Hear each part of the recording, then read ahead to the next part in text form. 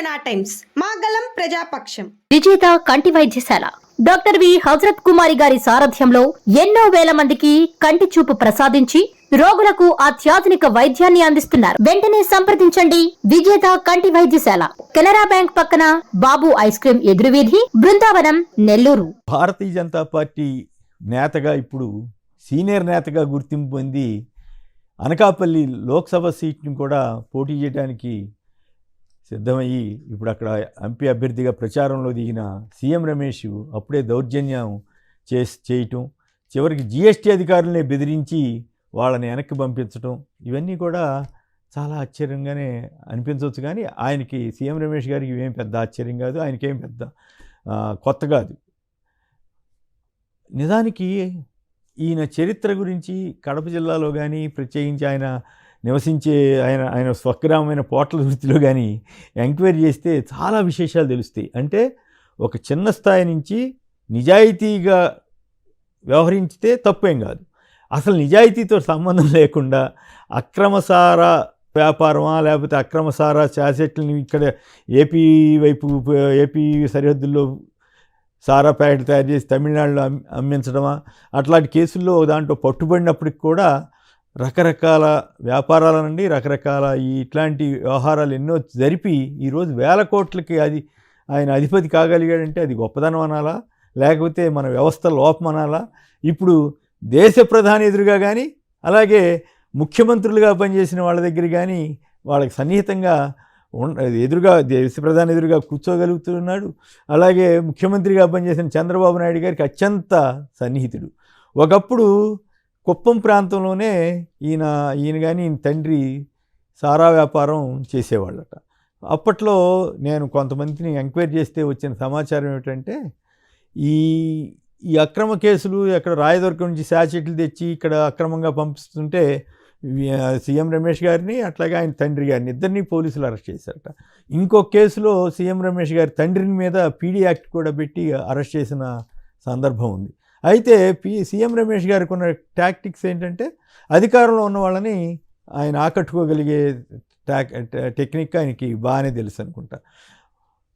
89-94 మధ్య కాంగ్రెస్ టైంలో ఉన్నప్పుడు ఈయన అప్పటి ఒక కడప జిల్లాకు సంబంధించిన ఒక మంత్రి గారికి ఈయన కుటుంబం కానీ ఆ ప్రాంతంలో ఉన్న కొంతమంది కానీ సన్నిహితంగా మెలిగేవాళ్ళు. అప్పట్లో ఇట్లాంటి కేసుల నుంచి బయటపడటానికి ఆయన సాయం తీసుకునేవారట. ఆ రకంగా కథ నడుపుతూ ఉండేవాళ్ళు. ఆ తర్వాత చంద్రబాబు గారికి తిరుపతిగా వస్తే మొదట పరిచయం లేకపోయినా తర్వాత పరిచయం ఏదో పెట్టుకుని తిరుపతి వచ్చినప్పుడు గ్రాండ్ వెల్కమ్ ఇచ్చిన తర్వాత ఎవరు ఏంటి అనేది ఎంక్వైరీ చేసుకుని ఆయన చంద్రబాబు గారికి అప్పటి నుంచి సన్నిహితుడు అయ్యాడట. కుప్పం చంద్రబాబు గారి నియోజకవర్గం మారిన తర్వాత 89లో అక్కడే పోటీ చేస్తున్నారు కదా, పోట్లదుర్తి నుంచి కూడా చాలామందిని అక్కడ తీసుకెళ్ళటం, అక్కడ ఆర్గనైజ్ చేయటం, సరే అక్కడ ఇతర ప్రాంతాల నుంచి కూడా బోగస్ ఓట్లు ఇవన్నీ వస్తాయని అంటారు కదా, అప్పట్లో కూడా చాలా ఆరోపణలు ఉన్నాయి కదా. సరే అవన్నిటినీ కూడా ఈయన మేనేజ్ చేయటంలో, ఆయన ఎలక్షన్ మేనేజ్మెంట్ వ్యవహారాల్లో ఇక్కడి నుంచి పోట్లదుర్తి నుంచి తీసుకెళ్ళి జనాన్ని ఆర్గనైజ్ చేయటం, ఈ దొంగోట్లు వ్యవహారాలు వీటన్నిటినీ కూడా సీఎం రమేష్ గారు ఆర్గనైజ్. ఆ రకంగా చంద్రబాబు గారితో కుదిరిన సంబంధం అంటే వాట్ ఐ మీన్ రాజకీయ సంబంధం అనండి, వ్యక్తిగత ఆర్థిక సంబంధాలు, ఇవన్నీ కూడా చివరికి ఇప్పుడు కొన్ని వేల కోట్ల, నేను ఎవరు ఊరికే అడిగితే ఎవరినో ఏమిటి ఇంత దౌర్జన్యంగా ఎలా ఉండగలుగుతున్నాడు, ఎవరి మీదైనా సరే ఎట్లా రెచ్చిపోయి మాట్లాడగలుగుతున్నాడని ఎంక్వైరీ చేస్తే నాకు తెలిసిన సమాచారం ఏమిటంటే, ఆయన పెరిగిన వాతావరణం కావచ్చు, కొంత పెరిగినప్పుడు కూడా సహజంగానే ఇట్లాంటివన్నీ చేయాలంటే కొంత ఆ రకమైన మనస్తత్వం లేకపోతే చేయలేరు కదా. ఇవాళ అనకాపల్లి దగ్గర జరిగినటువంటి ఘటన చూసిన తర్వాత నాకు ఈ సమాచారం ఏమిటి, అసలు ఈయన కథా కమిషన్ ఎంక్వైరీ చేస్తే ఇదివరకు రోజుల్లో సెక్రటరియట్లో తిరుగుతూ కనిపించేవాడు. అప్పుడు అంత పెద్ద వ్యక్తి కాదు, కానీ తర్వాత రోజుల్లో చాలా పెద్ద వ్యక్తి అయిపోయి ఇప్పుడు చంద్రబాబు గారి ఇంటి పక్కనే అంతకంటే పెద్ద ఇల్లు కట్టి ఆయనకే ఈయన కొంత స్థలం ఆయన వాస్తు కోసం అడిగితే ఈయన స్థలం కేటాయించిన వ్యవహారం జరిగింది. సో ఇవన్నీ ఎందుకు చెప్పాల్సి వస్తుందంటే, ఈ రోజున అక్కడ అనకాపల్లిలో ఆయన పోటీ చేస్తున్నాడు. ఆయన అభ్యర్థి అయినప్పటికి కూడా 100 మందినో ఎంతమందినో 200 మందినో వెంటేసుకుని వెళ్ళి అక్కడ జీఎస్టీ అధికారుల మీద ఆయన దౌర్జన్యంగా వ్యవహరించి వాళ్లే వెళ్ళిపోయేటట్టు చేశారట. మరి ఇప్పుడు బీజేపీ వారు సమాధానం చెప్పాలి. వెస్ట్ బెంగాల్లో ఈడీ అధికారులని సందేశ్ ఖలి అనే చోట అడ్డుకోవటం, అక్కడ స్థానికులు అడ్డుకోవటం, అదంతా టీఎంసీ మీద, తృణమూల్ కాంగ్రెస్ మీద ఆరోపణ చేయటం, ఇవన్నీ జరిగినాయి కదా. ఈ మరి ఈడీ అధికారులే పారిపోవాల్సిన పరిస్థితి క్రియేట్ చేస్తే ఇంకేముంది, టీఎంసీ అని తిట్టారు కదా మోడీ గారి కాడి నుంచి అందరూ. అటువంటి వాటిని ఎవరూ సమర్థించకూడదు. మరి ఇక్కడ ఏపీలో బీజేపీ అభ్యర్థిగా ఉన్న సీఎం రమేష్ గారు వెళ్ళి జీఎస్టీ అధికారులను భయపెడితే వాళ్లే వెనక్కి తగ్గాల్సిన పరిస్థితి వచ్చిందట. మరి దీన్ని ఏమనాలి? అసలు చాలా విశేషాలు తెలుస్తున్నాయి. సారా వ్యాపారం చేస్తూ చిన్న స్థాయిలో మెల్లమెల్లగా రాజకీయ వ్యవస్థలోకి చొరబడి రాజకీయ నాయకులు అండ చూసుకుని, ప్రత్యేకించి ముఖ్యమంత్రి స్థాయిలో ఉన్నటువంటి వ్యక్తిని అతను మేనేజ్ చేసుకోగలిగి, ఆ తర్వాత కాంట్రాక్టర్ అవతారం ఎత్తి వేల కోట్లు కాంట్రాక్టులు చేసి, దాంట్లో సరే మతలబులు ఇవన్నీ వేరే విషయం.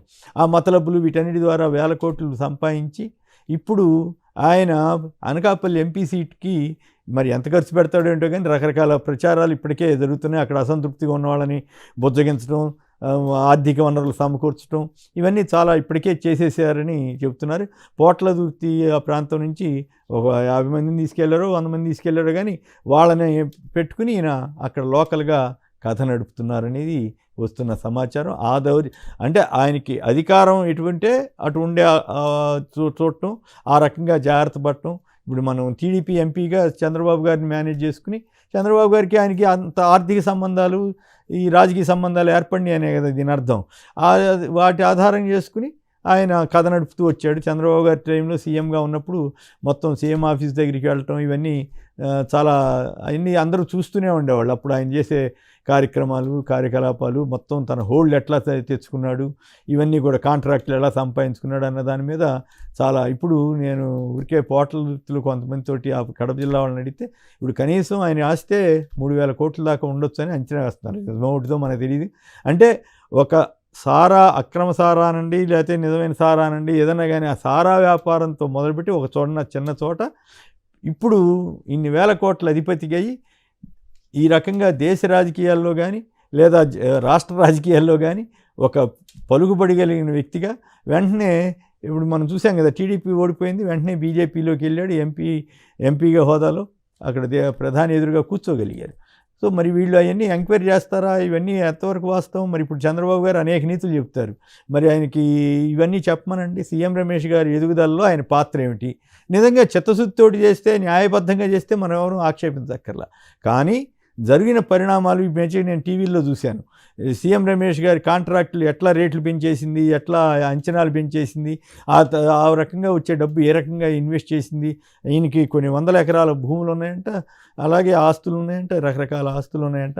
ఏదేమైనా ఒకటి, ఇట్లాంటి వ్యక్తులు ఏ రకంగా సంపాదించినా తాము ఆధిపత్యం చలాయించగలం, ఎవరి మీదైనా దౌర్జన్యం చేయగలం అనే ధోరణిలో వెళ్ళటం చాలా బాధాకరం. మరి రాజకీయ సమాజం ఏమో ఇటువంటి వాళ్ళకి లొంగిపోతూ ఉంది.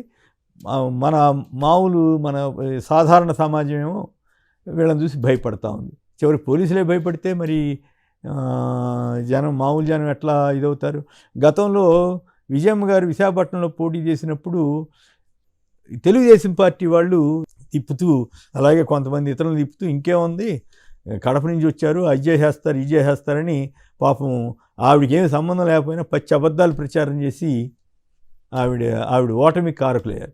మరి ఇప్పుడు ఈయన అదే కడప నుంచి, ఆ ప్రాంతం నుంచి ఇన్ని రకాల వ్యవహారాలు చేసినటువంటి సీఎం రమేష్ గారు ఇప్పుడు అక్కడ తన స్వరూపం, తన ఏమంటారు, నిజస్వరూపం అంటారా, లేకపోతే తనకున్న హంగు ఆర్భాటాన్ని చూపిస్తున్నారు.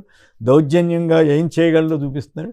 మరి ప్రజలు ఏం చేస్తారో, మరి ఇప్పుడు ప్రజలు మరి అప్పుడెమ్మెల్యేని ఇప్పుడు కూడా తీర్పిస్తారా, లేక ఈయన్ని ఒప్పుకుంటారా అన్నది కాలమే